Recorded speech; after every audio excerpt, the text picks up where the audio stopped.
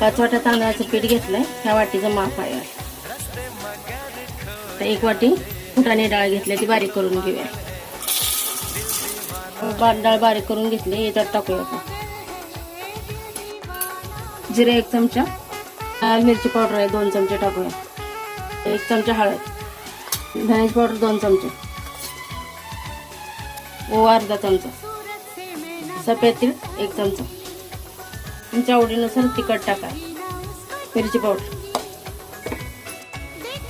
5 वाट्या तांदळाचं पीठ आहे, त्यासाठी मी 4 चमचे बटर घेतले. सगळ्या पिठाला लावून घेऊया. चवीनुसार मीठ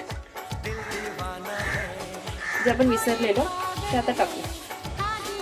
हे सगळं पिठाला लावून बटर झालंय. आता हे बघा मुटका कसा वळतोय. आता हे गरम पाणी घेऊन मळून घेऊया. मऊसूत पीठ मळून घ्यायचं. हे बघा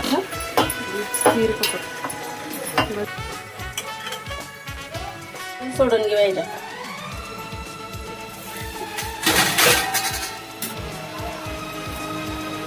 झालं ते चकली आपण काढून घेऊया.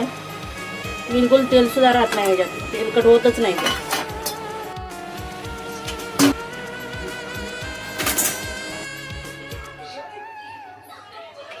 चकली कशी बिलकुल तेलकट नाही, कुरकुरीत झाली अगदी. बघा आवडली तर नक्की करून बघा, शेअर करा, सबस्क्राईब करा. Bye bye.